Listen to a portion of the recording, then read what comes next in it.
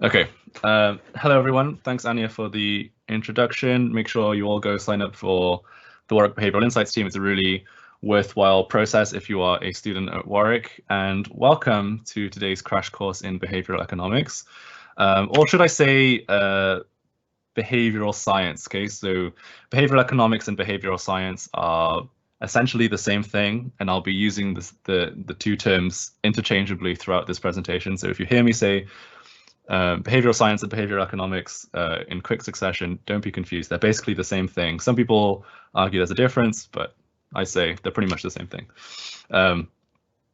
And who am I? That's probably an important part of this presentation. So, why am I remotely qualified and have the audacity to give a crash course in behavioral economics for you guys?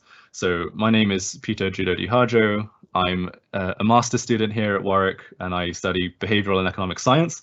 I'm also a graduate of psychology here at Warwick, and I've basically been obsessed with behavioral science for about 8 years now, since I was in high school. And so during my undergraduate, I was in Anya's role. I was the head of the engagement unit of the Warwick Behavioural Insights team. I've given this talk and other talks throughout the year. And more recently, I've started this YouTube channel called Pete's Bits, stands for Pete's Behavioural Insights and Theories, where I talk about behavioural science. And I also talk to industry leaders on the channel. And if any of you watching today have any background in behavioral science, you may have heard of names like Wendy Wood, Ghana Pogrebna, or Rory Sutherland, whose video is coming out this week. So if you know about behavioral science, you'll know that those people are very, very interesting people to talk to.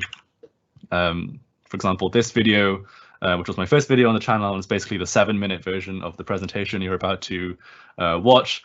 As of last night, when I was checking over my slides, had over 1,100 views. So it's a fairly popular channel, surprisingly popular. And if you want to subscribe to that, if you enjoy this presentation and you want to find more behavioral science content, please go over and subscribe to my channel. But that's enough shameless self-promotion. Let's talk about what is going to be happening for the next hour. So I'm going to be speaking for around 30 to 40 minutes about what behavioral science is and why we're using it. Then there's going to be around 15 to 20 minutes of question and answer. Presenting on Teams, I'll admit, is quite weird for me. I've never done an online presentation before. So if I seem really awkward, it's because I don't really know how to present to a computer screen. However, it does come with some advantages, and the main advantage is that there's a Q&A tab at the bottom of your screen, or at least there should be. So if you want to ask me questions, you are very welcome to, and I encourage it. And so at the end of the talk, we'll be taking those questions. You can also upvote each other's questions, so please upvote the questions that you want to get answered, because if there are a lot of questions, I will only be answering the ones with the most upvotes. And there'll also be regular breaks in the presentation for questions. So you'll know when it's a break for questions because you will see this screen. So when you see this orange screen with a big question mark, that means I'm going to pause in the presentation and answer a few questions. And there'll be a couple of those in the next 40 minutes or so. Okay, so that being said, are there any questions right now? And I need Anya to read them out to me because I can't see them. No questions so far. No questions so far. Okay, cool. Brilliant. Okay, so as I present, feel free to ask questions in that chat. Okay, so what is behavioral economics? So behavioral economics really is the study of decision-making and choices and real human behavior. And that's really all it is. But that's not why people get excited about behavioral economics. Instead, if you attend a module in behavioral economics, or maybe you read a book like Nudge, this is the kind of standard explanation that you'll be given. So this is the standard explanation for what behavioral economics is. They'll typically say, well, in order to explain what behavioral economics is, I need to first tell you what traditional economists assume about us humans. And they'll say, traditional economists assume that we are this creature, Homo economicus, this person who makes decisions perfectly rationally, selfishly, and we are what's called utility maximizing. So let me go through each of those quickly. So To say that we're rational means that we always weigh up the pros and cons before coming to a decision. We never act on impulse, and we never act without first considering our options. Secondly, they say that we are selfish beings, meaning that we only act in a self-interested way, and that we never do self-sacrificing behavior that would benefit somebody else other than ourselves.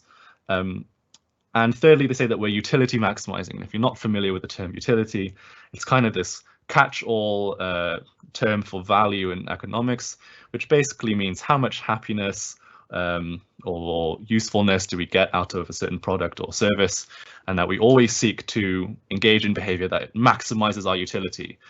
So we always make the best decision.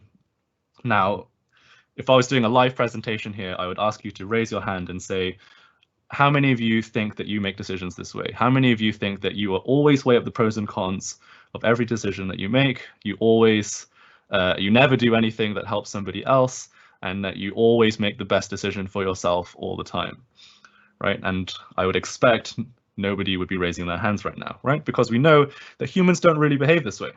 And so there's lots of different ways that I can explain how we are irrational. So if we assume Homo economicus to be perfectly rational, then there's lots of different ways that we can be irrational and different ways that we deviate from that model of decision making. And so one of the most basic ways to demonstrate that we're irrational is to think about emotions. So humans often make decisions emotionally, but in a lot of traditional economic models, they don't account for emotions in people's decisions. They say, well, people may act emotionally one way or the other, but on aggregate, those emotions will cancel out, and so we don't include it in our model so that our models are simple and neat and work. However, we know that emotions play a huge role in our decision-making process, and that if you neglect emotions, you're actually creating a very inaccurate model for how humans really behave. But emotions are actually incredibly useful for us, from an evolutionary point of view. So if you imagine you're a human living 5,000 years ago or so, and you are lost in the jungle with your perfectly rational Homo economicus friend who has no emotions. And so the two of you are walking through the forest, and then you see this big tiger, and the tiger immediately identifies you as a threat. He's about to attack you. But so how do you react? How do you and your friend react? Well, you, being the emotional human, are stricken by fear. You immediately recognize the tiger as a threat, and you go and you bolt for your life, and you run, and hopefully you survive the tiger. However, your friend who's Homo economicus, who always makes rational decisions, rather than immediately see the tiger and run, decides to open up his laptop, open an Excel spreadsheet, and start to weigh up the pros and cons of whether or not he should run away from the tiger. Right? Now, who do you think has the better survival chance out of the two of you? Right? So in this way, we can think about how emotions are affecting our decision making. Right? When we have emotions taking over our decision making, we switch off our cognition. We are not weighing up pros and cons anymore. Instead, we simply feel the emotion and then we act on that emotion. However, these days we don't tend to see many tigers in our day-to-day life, but we have other things that can induce highly emotional states within us. We can have arguments with our loved ones. We can get stuck in traffic. We can get aroused. These are states of being that raise our emotional being and will change the way that we make decisions and probably not make the most rational decisions. We'll get more into that in a second, but that's just a very simple example of how we are irrational. Now, before I move on, I need to point this out. This is something which has come to my attention over the last few months and sort of a development in my understanding of behavioral economics, is the understanding that a lot of traditional economists, or old school economists, you might want to say, now are incorporating behavioral economics ideas into their models. So, the old behavioral economists would try and paint this picture for you that it's kind of an us versus them argument, that, we're behavioral economists and we hate economics and blah, blah, blah, blah. But to be honest, nowadays, the line between behavioral and traditional economics is it's not as clear as it used to be. So I need to say that point before anyone who's trained in economics gets mad at me before I progress with this presentation. Okay, so how do we think about our irrationality? Do we think of it how someone like Milton Friedman might have described it and say, well, people are emotional, we can't account for emotions, it's unpredictable, it's random, so we're just going to ignore it. Now, is that really how our irrationality works? And so I would argue that it's not, and instead we should think about irrationality like optical illusions. And I think optical illusions provide a really powerful metaphor for how our irrationality works. So if you look at this optical illusion that I have here on the right, you'll see two tiles, one labeled A and one labeled B.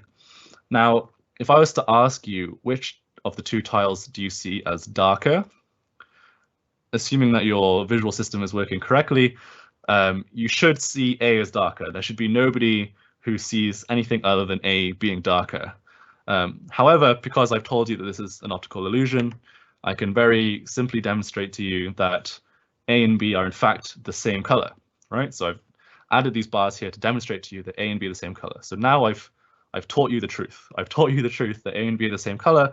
However, if I go back one slide, it's like you haven't learned anything, right? It's as if I never even told you and you're still fooled by the context. And so in the same way, we can think about our irrationality. Our irrationality is very context dependent. It's not random. It is a predictable, systematic error in our judgment, and that the context influences the way that we perceive the world, and that we need these adjustments, these corrections, these behavioral interventions to adjust our understanding and our perception of the world so that we can see the world more clearly and make better decisions for what is true.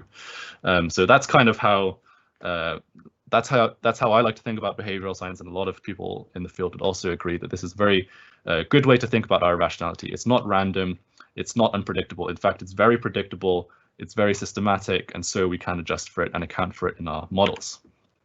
Okay.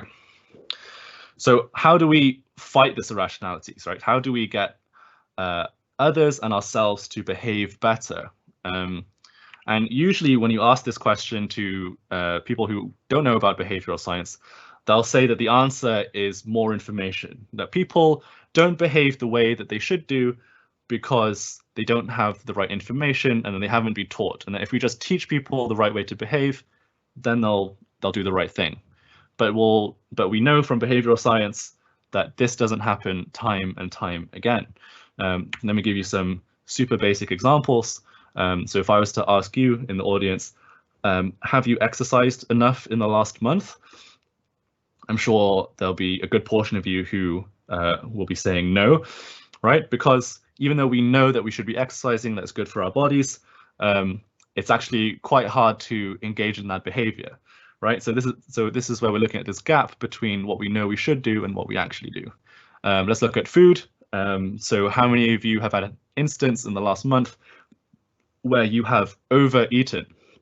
Right, now I'm quite sure there's a lot of you who have overeaten at least once in the last month, despite knowing that portion control is important, etc., etc. And if you want to give a more specific example, let's talk about fruits and vegetables. So this presentation is from the UK, and I know some of you are joining from abroad, and thanks for joining. But if you're from the UK, then you'll definitely have heard of this scheme called 5 a day, all right? And it's been around for many years now. And 5 a day is basically this government scheme that tries to educate the public about how many fruits and vegetables we should be eating, and they say that we should be eating 5 fruits and vegetables a day. However, despite nearly everyone in the UK knowing about this scheme, the 5 a day scheme, survey data shows that 70% of UK adults eat fewer than 5 portions of fruit and vegetables a day. So that's a really clear example of how a really successful informational campaign doesn't lead to successful behavior change.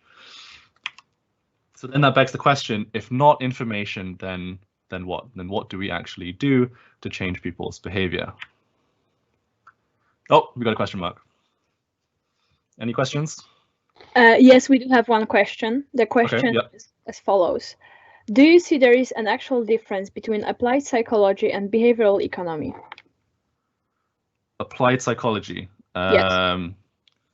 I don't know how you're defining applied psychology. If you mean like psychotherapy and like treating mental illness, then that's a different field of psychology. Not to say it's completely unrelated, but it's about helping people with specific mental conditions and generally smaller groups of the population as opposed to generalized phenomena. If you're talking about applied psychology, I don't know.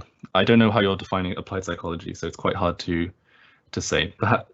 But the thing with but I think this is an important point to make, though.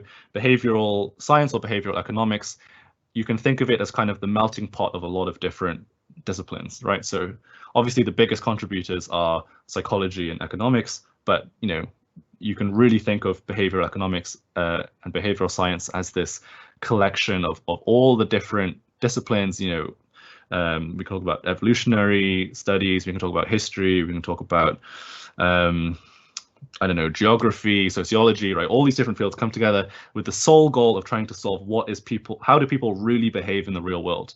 And that's kind of why behavioral science is an exciting place to be, is because we are trying to engage in this new project where all these different fields are collaborating together. So certainly, however you're defining applied psychology, I'm sure there's large crossovers with behavioral science because there's large crossovers with lots of different fields.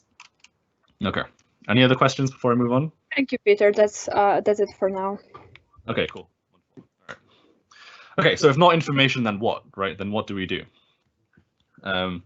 So what I want to present for you today is this very simple model of behavior change. It's called the EAST framework of behavior change, and it was developed by the Behavioral Insights team, which is a group of behavioral scientists working with the British government and with the public sector as well about how to introduce behavioral science to get people to behave in desirable ways. And they came up with this framework. We have lots of frameworks in behavioral science that we use, but this is a really nice, simple one to get you started. It's called EAST, and it's obviously, as you can see, it's an acronym. It stands for easy, attractive, social, and timely. And these are basically 4 principles that we can think about when we want to get people to behave in a socially or desirable way. So let's start with ways we can make things easy. So these are the 4 things I'm going to talk about. So the first one is changing defaults. So this is perhaps the most powerful way that we can change people's behavior in terms of effect sizes. And this paper is a very famous paper from Johnson and Goldstein in 2003, which looked at the organ donation rates in Europe, right? And if you look at this graph, you can kind of see that there's 2 groups of countries. So there's those countries on the left which donate very little, and then those countries on the right which donate a lot, right? And then you might be saying, well, what are the differences between these 2 countries? How come some donate very little and some donate a lot? Is it to do with culture or religion or geography? But if you look more carefully at the data, you can see that countries that we tend to think of as fairly similar are actually on other ends of the spectrum, right? So you have Germany and Austria, right? Germany on the left, Austria on the right. You have, I don't know, Sweden and Denmark, right? And Sweden on the left and Sweden on the right and Denmark on the left. So how come these countries, which we think of as being fairly similar and being geographically very close to each other, how come they have very different levels of organ donation? And it turns out it's just to do with the default. So the default basically means what happens if people don't make a decision. So in the countries where they have a lot of organ donation, they have a form that says, when I die, I want to donate my organs. And they have a box that says, if you don't want to donate your organs, you have to check this box. Whereas in the other countries where they don't have much organ donation, the default is the opposite. They say, well, when I die, I don't want to donate my organs, but if I do want to donate my organs, I have to check this box.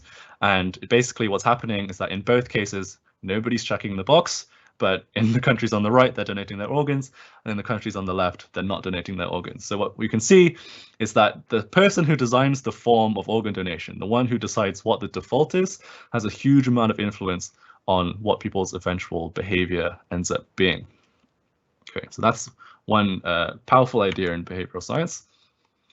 Another thing that behavioral scientists end up doing a lot is just simplifying messages.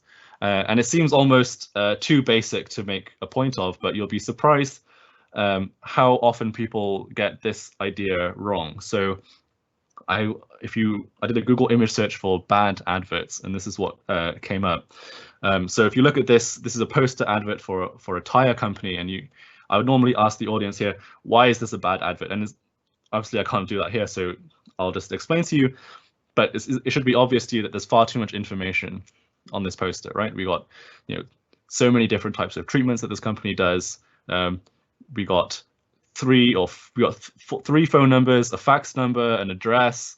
We have all these different colors. I think it's very messy, it's very convoluted, and certainly if you're a driver driving on the motorway and you saw this billboard, you're not really going to take in any of this information because it's too complicated. Instead, you should simplify your message, and this is how McDonald's do it. McDonald's are obviously pros at marketing, and so here we have an advert, love free Wi-Fi with the fries and the colors that we now associate with McDonald's, and they don't even need to put a logo, and who's making this advert. So when we use this in behavioral science, what we're often doing is looking at things like government documents or terms and conditions or just like sign-up processes for different programs.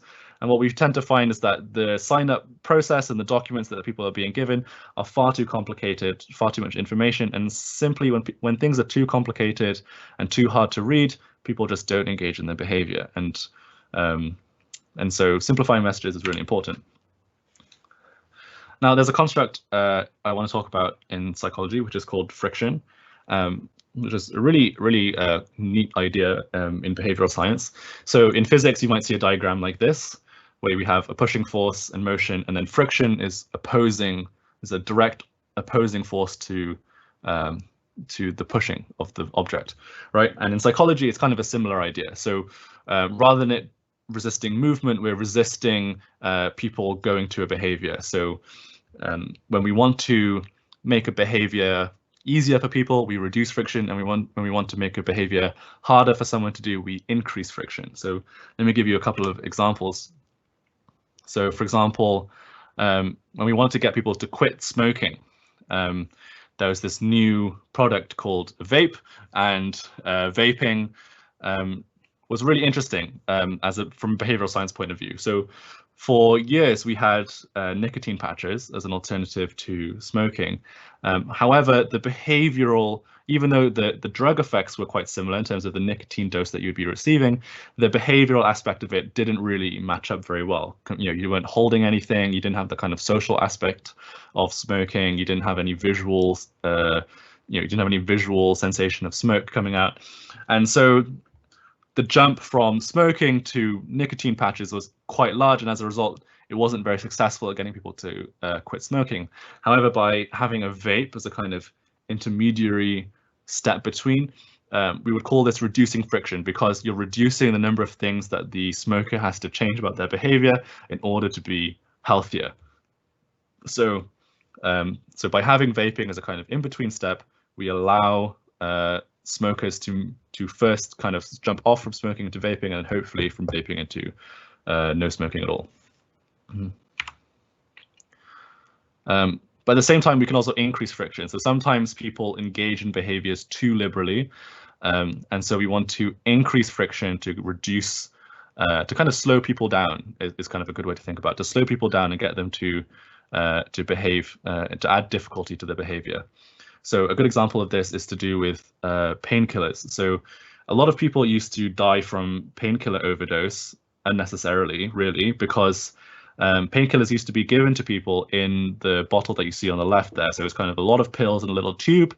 And you can imagine when someone's in a lot of pain and they want to take a painkiller, they kind of liberally would take this tube, open the lid, pour them into their hand, pop a bunch of them into their mouth and drink. And then what was the result? Well, they would die of overdose of painkillers. However, it became part of UK legislation that paracetamol had to be given in these packets on the right. They're sometimes they're called blister packets or pimple packets, and I'm sure you're familiar with these by now, but you have to basically pop them out one by one. And that simple slowing down of the process of getting the pills out, having to pop them out one by one, added enough friction and time to get people to not overdose. And it's really quite hard to take a lethal dose of paracetamol when you're trying to pop it out one by one. And so what we found is that in the years following this legislation, deaths from paracetamol actually dropped by 43%. So this is kind of a demonstration of how behavioral science can really have large impact on the public and do big, meaningful things like saving lives. All right, let's move on to attractive. So that's the A of the EASY acronym, and these are the 4 things I'm going to talk about. So the first idea is something called salience. So salience is a kind of vaguely defined term in behavioral science, but it's basically the idea that whatever is new or stands out or is prominent is what we pay attention to, and basically what we pay attention to we're going to engage with. So you might have heard terms like, you might have heard in supermarkets there'll be a term called what's eye level is buy level. Right now, what's eye level is buy level is taking advantage of this idea of salience, that it's there, it's in your face, you can see it clearly, it's prominent, and therefore you're more likely to engage in it and act on it, right? We can also think about incentives. So traditional economics, of course, has incentives, financial incentives, but we know that we can use incentives in a more intelligent way using psychology, right? So people don't respond in this kind of mechanical way that a lot of economics would suggest, where you increase the amount of money someone gives you and then we increase the behavior proportionally. Instead, we can use incentives and kind of trick people using psychology. So one way that we do this is with lotteries. So, for example, University of Warwick does this a lot, where they want you to participate in a survey, and rather than say, we'll pay you £100 for engaging in our survey, they'll say, if you answer our survey, we'll enter you into a raffle to win a £100 Amazon voucher, right?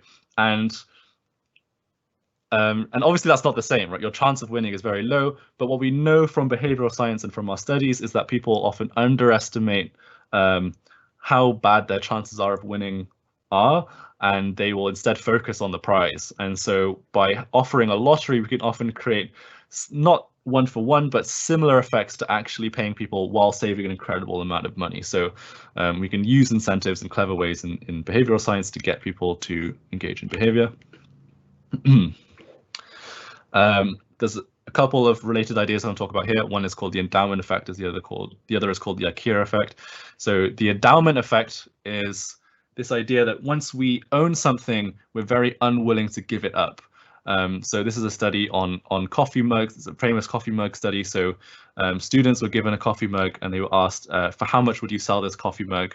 And then their partner who was next to them, who wasn't given a coffee mug, was asked, how much would you pay for the coffee mug? Right now, according to a lot of traditional economic models, these two numbers should be the same, right? How much the person on the right is willing to buy and how much the person on the left is willing to sell should be somewhat comparable, especially when we average them out across a lot of people. However, what we find is that that's not the case, that the people who were given the mug and then had to give it up by selling it overvalued their mug a lot, have an average price of $7.12, whereas the people who were asked to buy the mug were only really willing to pay around $2.87. So the simple act of owning something gets people to value it more.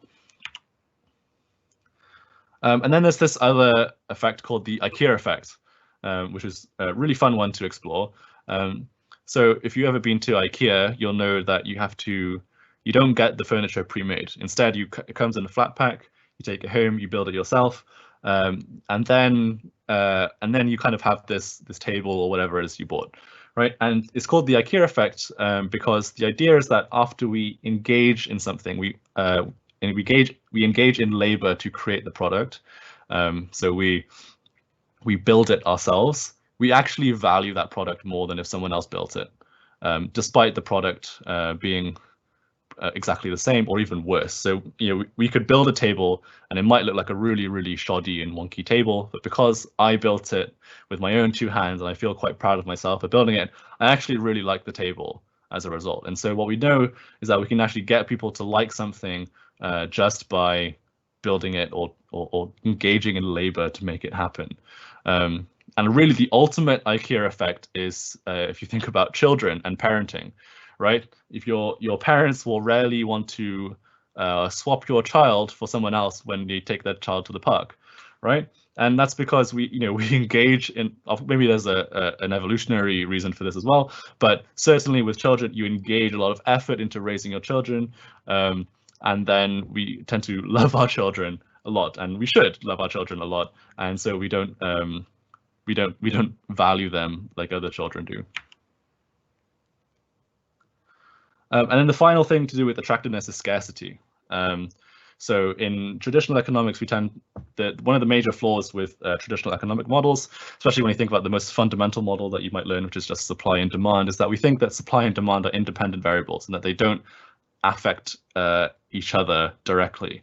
But we know from behavioral economics that that's not the case, and that scarcity can dramatically increase demand in itself. So just by the very fact that something is scarce, we can increase the demand for that product. So if you're from the UK, you might have heard of a company called DFS, and DFS is a sofa company, and they're kind of a bit of a meme in the UK because they always have a sale. And it's pretty funny to watch the adverts because they say, don't miss out, like this advert says here, don't miss out on our sale. So I guess it's October now, so this Halloween sale ends this week, and then of course the week ends, the Halloween sale ends, but then next week is the upcoming Christmas sale. So they say, oh, okay, Christmas sale is on now. So, but by creating this false sense of scarcity, by saying, okay, our sale ends soon, they create the sense of urgency and therefore drive demand to their products. And it's a sales strategy that they've been using for years now, but they keep using it because I guess it must still be working and they're still alive. All right, question mark. Any questions? Yes. How do you use behavioral insights for your own advantage in your daily life? That's a really good question. So I use behavioral science in my own life all the time. There's lots of different examples I could give you. I'll give you one very simple example. So one thing that we know from behavioral science is that we tend to interpret a lot of things as relative. So judging the absolute value of a product, if I was to ask you, I don't know what's on the desk in front of you, maybe your headphones, we know the price of our headphones, maybe like a mug or something, right? And I'll ask you, how much is that mug worth? It's actually quite hard for you to tell. Or if I was to ask you to buy an obscure piece of kitchen equipment, like say a rice cooker, right? If I was to ask you how much is a rice cooker, what's a good price for a rice cooker? It's actually quite hard for you to tell. But if I was to offer you two options of a rice cooker, there's one for $100 and there's one that looks quite similar, but it says $100 / and then 50% off. Now it's $50. Then suddenly you think, oh, well, that one that costs $50, that must be a good deal, right? So that's an example of how we interpret things as relative. So one way that I like to use this idea in my own daily life is when I am making a large purchase, and I try to weigh up options. So let me explain. So if say you are buying a car, right? Now a car is a very large purchase, and when you buy a car, there's lots of additional extras that you can get along with your car. You can get fancy stitching, for example, right? Now, do I want to get fancy stitching on my car that costs maybe 300 extra pounds, right? 300 pounds for fancy stitching on my car. Now, the problem with how our psychology works is that when we are making a large purchase, so like a car that costs many thousands of pounds, 300 pounds relative to many thousands of pounds doesn't seem like much money in comparison. And so we're very willing to add that 300 pounds on top of our many £1,000 purchase. But we know that the value of money is constant, whether you're buying it as an addition to your car or whether you're using it to buy groceries or rent, right? For example. So instead, a better way to fight this urge to compare things directly is to take that 300 pounds and think, what else can I actually buy with that money, and would I value that thing more than the addition I'm getting? So rather than say, well, I have I'm buying this, I don't know, £15,000 or £20,000 car. Do I want to spend 300 pounds on additional extra stitching? It doesn't seem like much relative to the car, but then I say, well, I could either get extra stitching with this money, or I could buy the new PlayStation 5, right? And if I compare those two options, which one is going to give me more happiness over the long run? I think the new PlayStation is going to give me more happiness than the stitching, and so I won't get the stitching, and then instead I'll use that money for better uses. So that's a very simple example of how you can use this idea to improve your financial decision making. And you can think of how you can apply this to any kind of large purchase that you make. When you're buying a house, you're buying a car, you're buying I don't know, jewelry or whatever costs a lot of money. Try to think of money in terms of what else you could buy rather than relative to the thing that you're buying. That's a really easy way to make better financial decisions. And another question? Thank you very much. That's it for now. Okay, cool. All right, yeah, keep the questions coming, and obviously we'll have a big Q&A at the end. Okay, so moving on to the S of East. How are we doing for time, by the way? Are we okay? Yeah, we're okay. Okay. Okay, so S stands for social. So humans don't make decisions in a bubble. Instead, we are social creatures. We have people around us, and the people around us and how they behave affects how we behave. And so we can use this idea to change people's behavior in a way that is more beneficial for them or more beneficial for society. So these are photos that I took myself when I was on holiday in Italy. So these are 2 hotels that I stayed at. And there's one on the left that says, help us to save the planet, please reuse a towel. And then it says 75% of the guests who stayed in this room used towels more than once. Whereas this other hotel that I stayed in said, dear guest, we care about the environment, kindly hang the towels you would like to reuse, right? Now, which one do you think is more effective at changing people's behavior? It should be quite obvious that it's the one on the left, right? Now, the reason why we think it's effective in terms of what we know from behavioral science is that it says that 75% of guests who stayed in this room used towels more than once. And what we know from our studies is that when you say that the majority of people just like you, so use some kind of condition to say that these people are just like you, they behave in this certain way, then we feel a strong compulsion to follow through, right? We don't want to be the weirdo who stands out from the crowd and does something different. And so when we know that people tend to behave in one way, we want to conform. And so it's a very powerful persuasive technique. You could also think of how this is used in advertising a lot. So you can think, for example, like with I saw a product for a kind of skin cream on TV the other day, right? And it's like these women with beautiful skin are saying, "Oh, I use this product and it really helped my skin." And then at the end of the advert, there was a stat that said 70% of women in the UK thought that this cream improved their skin quality, right? And so it's kind of using that same idea, the majority of people. And then it says women in the UK. So I guess their target demographic is other women in the UK.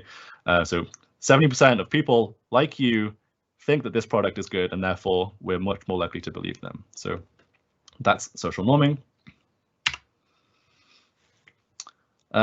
Another social aspect of our society is something called reciprocity, right? This is kind of a fundamental backbone of how our social relations work. If I do something for you, then you feel an instant obligation to return the favor, right? And if you don't return the favor, you kind of feel bad or guilty, right? So that's a really good thing for our social constructs, but it can actually be used to change people's behavior, and for good or for evil. So for example, here's Costco. If any of you have been to a Costco before, you'll know that they're well known for their free samples that they give out. And they have all these members of staff with these trays like this with little free samples of products that you can buy. And the reason why free samples, or if you attend the Warwick street food fair, sometimes a similar thing is going on over there as well that have free samples. And the reason why free samples are important is not only do you get to try the product before you buy it, but it actually induces this feeling of reciprocity. So by giving you a little something for free, you then feel an obligation to return something back to them. But the beauty of the reciprocity bias that we have is that the return gift doesn't have to match the value of the initial gift. So the person can give us a very small gift, and then we can return a relatively much larger gift as a result. And that's kind of the idea behind free samples. Let me give you a small piece of cheese so that you come back and buy, a big block of cheese for £10, right? So that's how we can use reciprocity to affect people's behavior. Another powerful social aspect is ranking. So if any of you have played any competitive video games before, maybe you have apps on your phone that have ranking systems on them. It's a really powerful way to get people to engage more in a behavior, because we find that simply rising through the social ranks is a rewarding experience for people. And so for example, this is an education app getting kids to do more education games, and by simply introducing a ranking system, they were able to dramatically increase the number of games that these kids played, getting them to do more of the games because they wanted to climb up the ranks. And so this is an incentive. This is a financial incentive, free way to get people to engage more in a behavior, right? There's no additional money being given to these people. That's important. That's an important thing to realize. People are not being financially rewarded. They're just simply giving in-game loot, and their ranking score is increasing, and that's simply rewarding enough for them to want to do the behavior again and again and again. And finally, the last one in social would be messenger effects.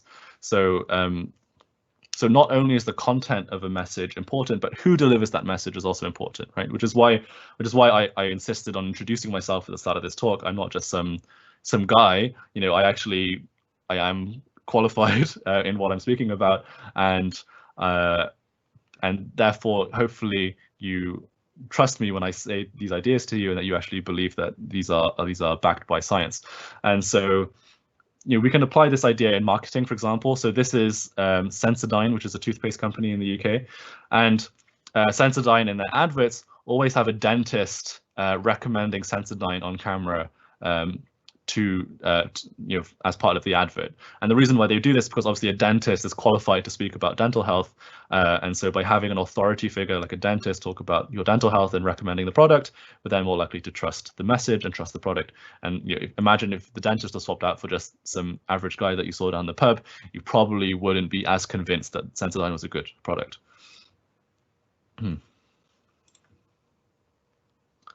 And finally, the T of East is called timely. So not only is what we do important, but when we do it is incredibly important. So the first thing to think about is called present bias. So we are much more likely to value things that we can do immediately more than things that we can do in the future, right? Than future payoffs, which is why, you know, some of us who are trying to lose weight or diet get tempted when we go to the checkout of a shop and they have chocolate bars and sweets and crisps and stuff like that, you know, near the cash, near the counter, right? Because we see those things, we know, we feel a bit hungry, we know that we can immediately get rewarded for those things, and so, you know, the long-term benefit of losing weight doesn't seem as strong as the bias that we have to satisfy our cravings now. So that's present bias.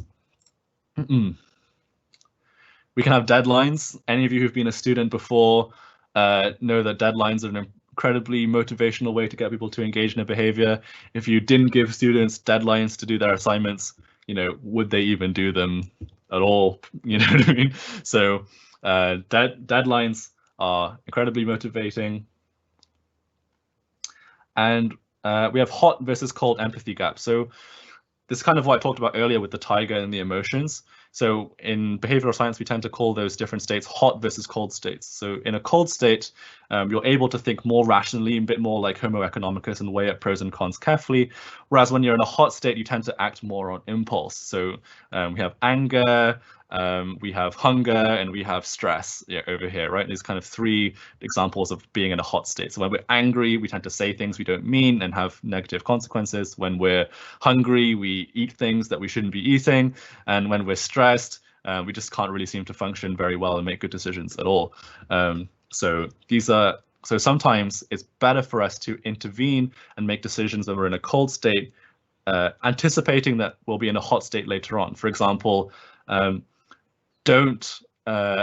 you know, if, for example, if you make your lunch ahead of time, like you make your healthy lunch ahead of time, you're much more likely then to eat that healthy lunch the next day, rather than trying to decide what to eat for lunch when you're hungry the next day, and then, you know, that piece of cake is staring at you in the face.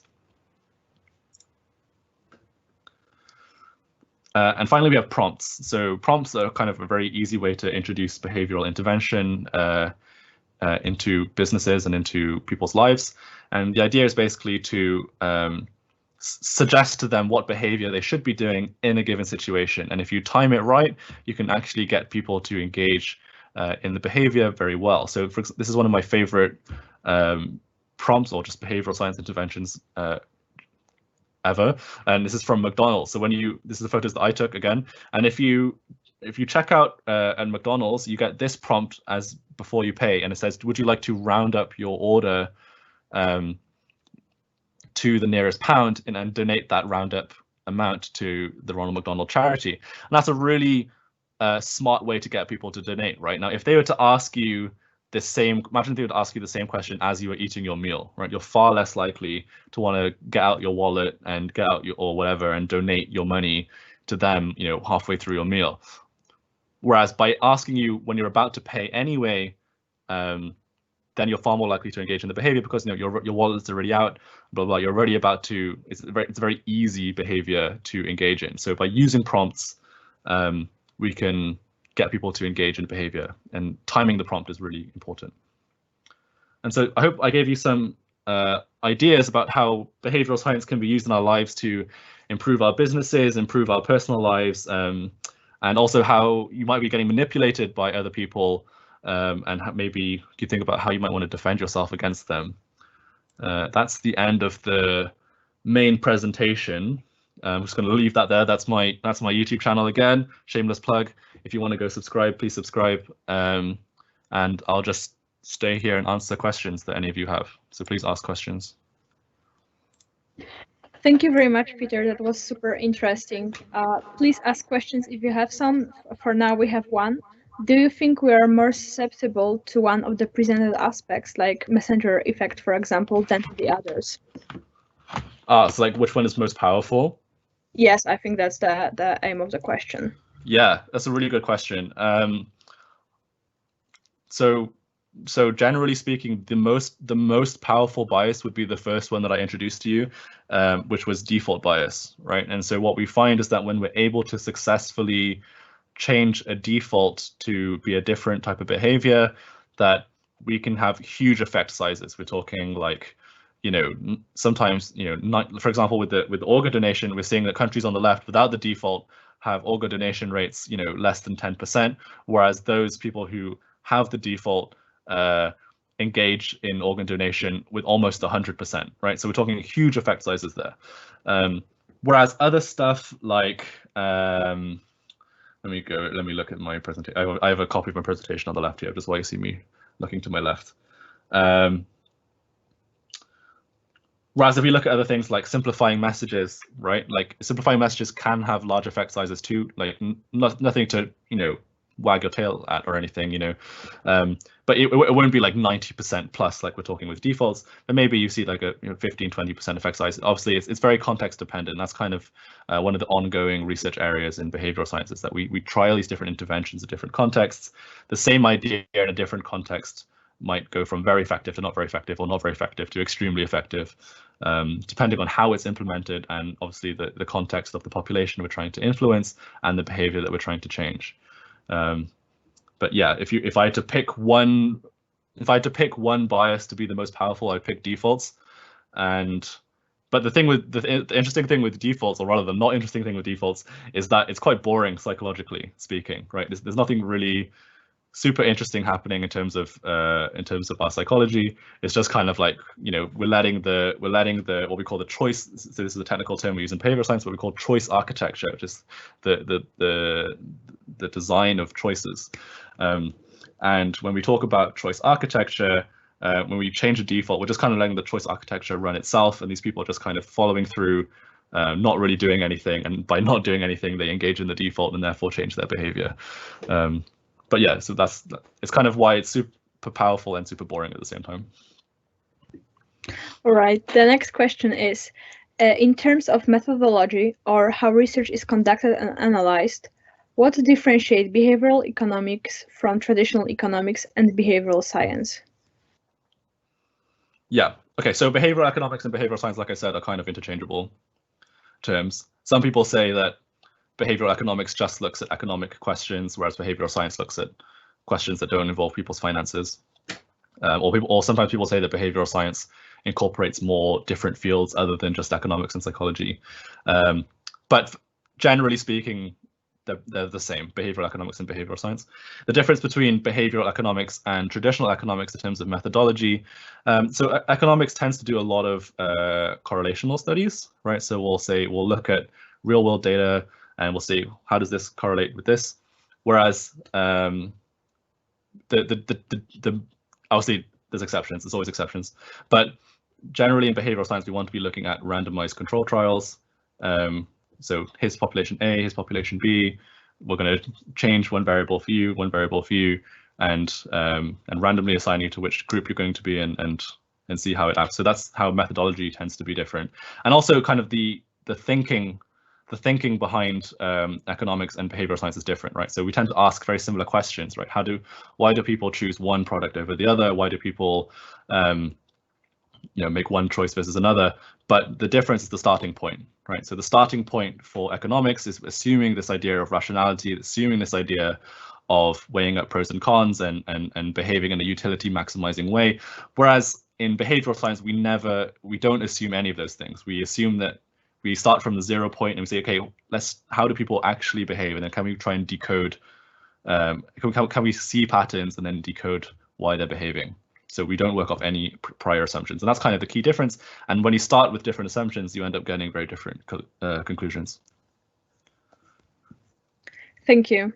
The next question is, why we consider $99 to be cheaper compared to $100 while buying items in the market? Okay, yeah, that's a really good question. So there's a bias that I didn't talk about. There's plenty of biases I didn't talk about because there's over 200 biases. But the one you're referring to there is called left digit bias, which is a really fun one. It's one of the lesser known ones in behavioral economics, but obviously business owners know this very well. So that's why 99 is less than 100. That's why you see prices, if people price things at $2.99, $3.99 rather than just like £4. And it turns out that we kind of have an attention bias because you read from left to right. We tend to emotionally overweight the digits that are further left in the price. So when we see £3.99 versus £4 or £99 versus £100, we kind of emotionally are more close to, so let's take £99 and £100 in your example. So we tend to, because we pay more attention to the left digit, right, 99, we tend to emotionally associate that price more closely to how we would emotionally evaluate £90 than compared to £100. So by just having that small difference, the emotional response is disproportionately large in favor of the left digit. And of course, like I said earlier, we tend to act on our emotions a lot of the time, as opposed to rationality and actually weighing up economic, pros and cons. When we talk about effect sizes in relation to that, obviously it's not going to be as big as other things, but it certainly is a big enough effect and a very easy thing to do for a lot of businesses that it's worth them doing it. So don't expect like 100% of people to get fooled by this, but certainly enough people will act differently that it's worth doing because the cost to you is very small. So yeah, that's left digit bias. Go Google it if you're interested. It's a good one. Yep. Okay, the next question is, do you know of any interesting recent publications in behavioral economics? Interesting publications recently. There's loads. Where do I start? Are they talking about papers or books? If you want me to recommend a book, a recent book that's not just Nudge or Thinking Fast and Slow or Predictably Irrational, which is what I feel like every single book list in behavioral economics will recommend you. I mean, they're good books, don't get me wrong, you should read them. But if you talk about a new one, a recent one that you should read, I'd highly recommend Wendy Wood's book, Good Habits, Bad Habits. So Wendy Wood, if you don't know who she is, she's the world's leading expert on the science of habits. So how do we get people to exercise more? How do we get people to eat healthier? How do we get people to save more money? How do we get people to anything that you would do repeatedly and that you might call a habit? She's kind of the expert of how we get people to do that. And her book just came out last year. I already recommended it to my team, and I'm now on my third read through of the book. It's excellent. It's very practical. If you want to talk about applying behavioral science to your own life, that book will really give you the tools you need to improve your own life and make your long-term goals more achievable. So highly recommend Good Habits, Bad Habits by Wendy Wood. Yeah. Seems like we have a lot of people interested in behavioral economics research, because the next question is, What kind of statistical techniques are used in behavioral economics research? Statistical techniques. Oh, I don't really want to talk about this, to be honest. Okay, so we use. I think I'm learning now. I'm actually learning in my masters now about stats and how to do it properly. But I can tell you, trials are done randomly controlled trials. You do ANOVAs to control, for statistical to check for statistical significance, and control for different variables. I don't know what else to say other than that, really. Next. Yeah, okay, I think that's it. That's all the questions that we received so far. Okay, cool. So I think we can close now. Thank you very much, Peter. It was fascinating to hear about all those aspects of our behavior and how we could look out for some nudges around us and try to avoid them, maybe. I hope you all enjoyed, and stay tuned. We'll have more events coming this term. Thank you very much for listening. Okay, wonderful. Thank you so much. Bye. Bye-bye.